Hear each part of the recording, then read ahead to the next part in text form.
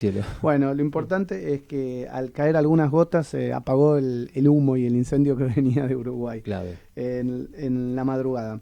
Vamos a charlar y a conversar, que ya está en nuestros estudios, Santiago Inchausti. Santiago es miembro del equipo de comunicación institucional en el gobierno de la ciudad. Está ahí hace ya un tiempo, un año, me decía, fuera de aire. Eh, Uno cuando estudia un poco su biografía lo ve como un joven influencer, tal vez, o que está haciendo ese camino en el mundo de la política. Y bueno, vamos a charlar con él porque siempre es bueno hablar con los jóvenes, lo que ven en la gestión, lo que ven en la calle, cuál es su percepción de la política y de la vida y de lo que les gustaría de la Argentina en, no sé, en 40 años.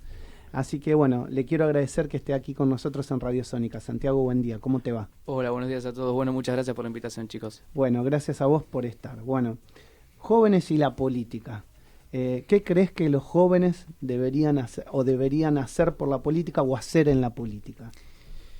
Me parece que de base los jóvenes tenemos que involucrarnos en la política, porque venimos viendo una política que está acostumbrada a una manera de hacer política que es la política del conflicto, de la chicana. Los debates televisivos y los debates radiales también entre políticos siempre fueron de ver quién te tira la mejor puteada, quién te tira la mejor chicana y no ver quién genera las mejores propuestas para resolver los problemas. Entonces de base tenemos que involucrarnos para hacer para hacer política de una manera mucho más cercana con la gente, atendiendo las necesidades, que hoy los jóvenes tenemos muchas necesidades porque sentimos que estamos frente a un Estado que no nos da respuestas. Si bien a nivel global hoy en día hay un montón de factores como la crisis climática y la desigualdad social que nos generan un montón de incertidumbre frente al futuro. Creo que en Argentina es un poco peor porque nos enfrentamos a otras problemáticas como la falta del acceso a la vivienda, la falta de trabajo, la Eso falta es de una terrible, educación de calidad que nos proporcione las herramientas para podernos conectar con el mercado de trabajo de una manera propicia. Siento que si bien la juventud a nivel global se encuentra como en una crisis,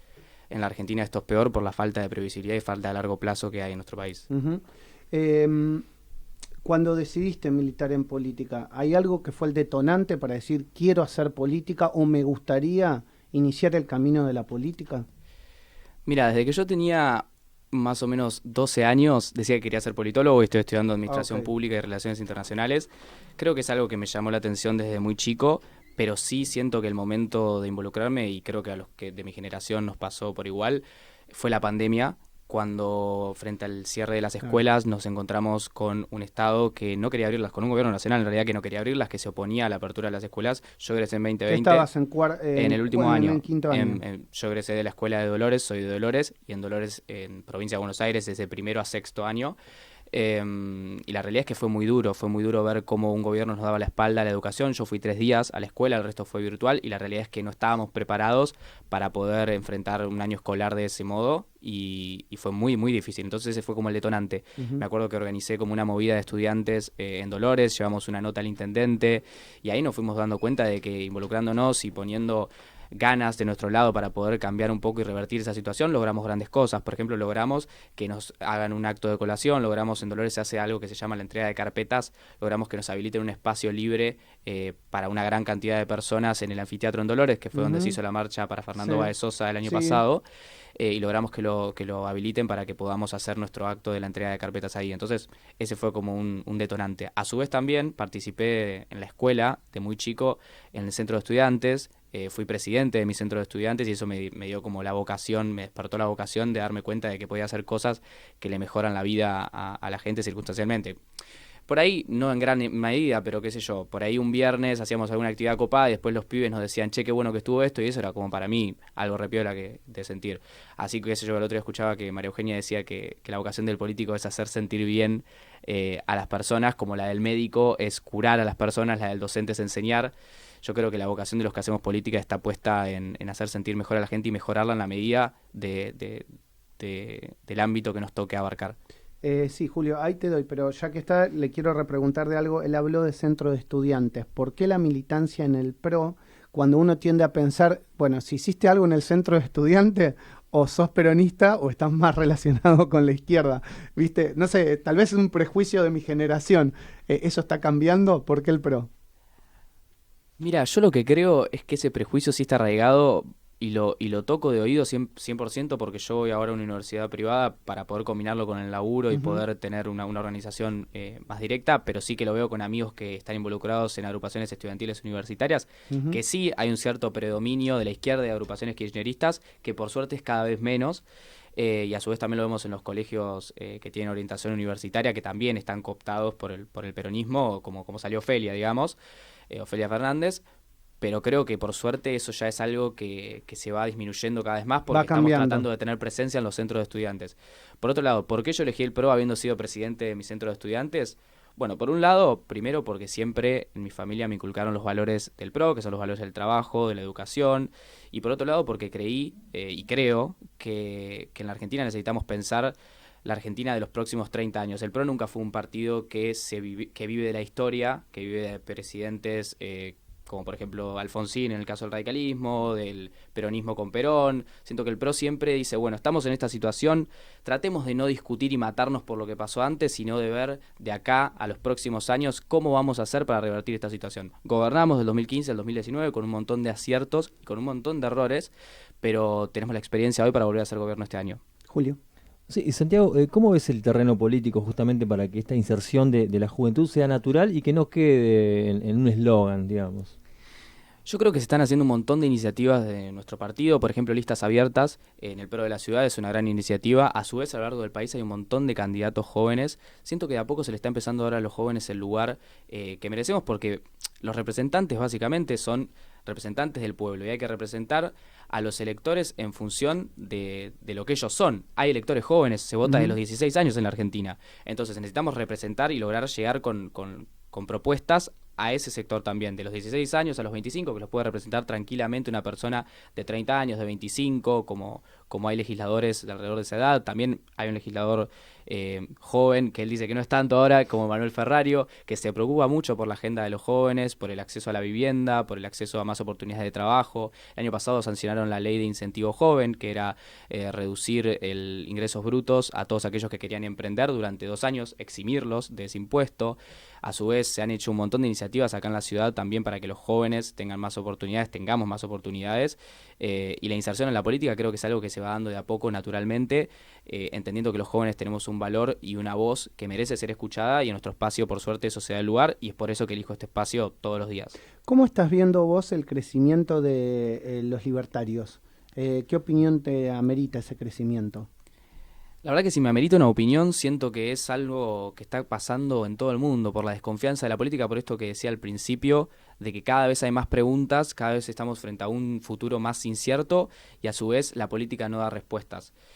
Yo decía que a nivel global los jóvenes necesitábamos respuestas porque hoy no tenemos la vida que tenían por ahí mis viejos, que tenían el mismo laburo toda la vida, que sabían que a los 60 años o 65 se jubilaban. Y se jubilaban en la misma empresa en la cual habían iniciado a los 18 años. Hoy es todo mucho más volátil. Entonces, frente a esa volatilidad, la política todavía no se ha podido adaptar, no ha sabido dar respuestas. Entonces, estos líderes que responden y que dan propuestas simplistas, como por ejemplo la dolarización de la economía, tienen un auge en todo el mundo. En Argentina, bueno, con la figura de Milei. En el mundo, con Trump, con Bolsonaro. Hay un montón de ejemplos a lo largo del mundo que demuestran esta manera de hacer política populista. Y la verdad que entiendo que hay un hartazgo, que de la figura de Milei tenemos que tomar eso, que la sociedad está cansada y que tenemos que estar a la altura para dar respuestas a la gente mucho más certeras, mucho más completas, sin tanto discurso, pero sí con respuestas concretas. Como miembro de la Juventud Pro, ¿cómo es tu diálogo con los partidos que tal vez no sean antagónicos, pero son adversarios? Por ejemplo, ¿cómo es tu diálogo con sectores del kirchnerismo joven, con sectores de la izquierda? ¿Existe ese diálogo? ¿No existe? ¿Es un canal que hay que profundizarlo desde las bases? Personalmente sí tengo un diálogo fluido con sectores de la izquierda y con sectores del kirchnerismo, también con todos los partidos que integran Juntos por el Cambio. La verdad que de mi lado siempre estoy predispuesto a charlar y a dialogar con todos, porque entiendo que las problemáticas de la juventud son transversales a todos vivimos la falta de oportunidades a nivel general que hay y por ahí diferimos en el cómo, en qué tipo de propuestas podemos crear. Yo intento no pelearme desde las referencias, desde si Cristina le dijo tal cosa a Macri o Macri le dijo tal cosa a Larreta o Larreta a Bullrich, como que ese debate me parece que no es el debate que tenemos que darnos entre nosotros. Los debates que tenemos que dar entre nosotros es levantar las voces de las problemáticas que tenemos para poder que los grandes, digamos, que los tomadores de decisiones en el país tomen decisiones que impacten nuestra vida. Ahora, a veces te encontrás del otro lado con personas que quizás no están tan abiertas al diálogo. Me pasó hace poco de debatir en un programa con una chica de izquierda que la verdad que estaba todo el tiempo intentando chicanearme, diciéndome no, porque el fondo, el FMI, qué sé yo, bla, bla, bla, que Macri que nos endeudó, que Larreta corrupto, no sé qué. Toda una serie de puteadas, y para mí eso no es un diálogo constructivo. Yo no tengo ganas de venir a hacer la política que se viene haciendo hace 40 años de un show televisivo, donde es lo mismo ver Gran Hermano peleándose Laura Upal con Seferino Reato que verme a mí debatiendo con un joven. Yo vengo a hacer otro tipo de política, no quiero ser más de lo mismo, sí quiero ser parte de la generación que haga un cambio sustancial en la Argentina. En eso que no querés ver, ¿sentís en algún punto que no solo hablo del PRO o de Juntos por el Cambio, sino la política en general, pero sí Juntos por el Cambio por las últimas cosas que pasaron en la ciudad de Buenos Aires, a veces se transforma la política en ese show televisivo y digamos, ¿qué modo de autocrítica ves vos desde los jóvenes? Yo lo que siento con lo que pasó en la ciudad de Buenos Aires frente a la boleta única electrónica, Sí, exacto. siento que es parte de algo que existe desde la base del PRO, que es la diversidad de pensamiento en nuestro espacio. Ahora lo que no comparto, y siento que no comparte ningún joven, es la mediatización, la banalización del debate. Todos los que participaron de ese debate, digamos, porque en público realidad Twitter, es así, se mediatizó, se porque mediatizó. no es que se sentaron los líderes y dijeron, bueno, hagamos esto y por más que alguno salga herido, bueno, esta es la decisión tomada. Tal cual, y me da mucha pena Sí. porque de hecho lo hacen, se reúnen periódicamente, y me da mucha pena que se haya dado por tweets y que después los periodistas digan no, porque Juntos por el Cambio. Yo el otro día fui a la peluquería y mi peluquero, que sabe que estoy en política, me dice, la verdad que yo te venía creyendo, pero con esto que pasó ayer descubrí y confirmé mi teoría de que son todos lo mismo. Y yo la verdad es que ahí me quedé pensando, como que digo, ¿qué imagen le estamos dando a la gente? La verdad que van a decir, che, pasa lo mismo en el Frente de Todos que en el kirchnerismo, y digo en Juntos por el Cambio que en el Frente de Todos.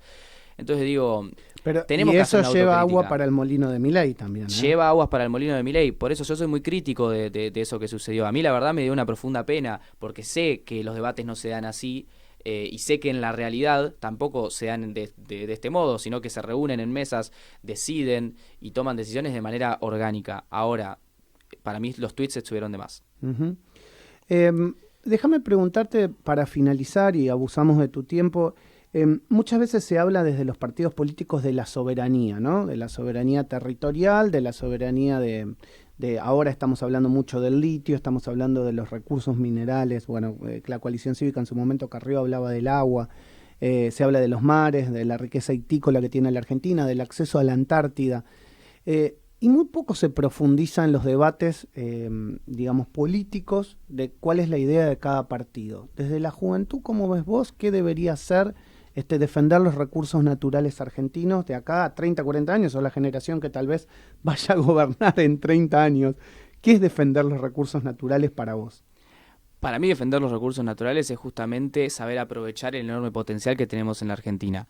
Hoy en la Argentina tenemos un país rico con grandes reservas de gas shale oil en Vaca Muerta, de litio, tenemos un montón de potencial, tenemos una industria del conocimiento muy buena porque tenemos grandes recursos humanos, también tenemos un enorme potencial en el turismo, hay un montón de industrias que tienen un enorme potencial. Ahora tenemos que saber aprovechar esos sectores del crecimiento, esos motores del crecimiento de nuestro país para poder lograr que la economía se desarrolle y para poder generar un crecimiento. Yo creo que no podemos dar debates a nivel mundial, dentro de lo que es el sistema internacional, no podemos dar debates si estamos en un país que no está desarrollado. Primero tenemos que desarrollarnos económicamente para poder ponernos y sentarnos en la mesa de negociación con otros países para poder dar respuestas y adaptarnos al funcionamiento del mundo global.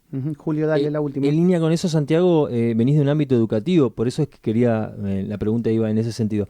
La realidad es que hay una carencia muy, muy bien marcada desde lo educativo, ¿no? Ahí hay mucho por hacer.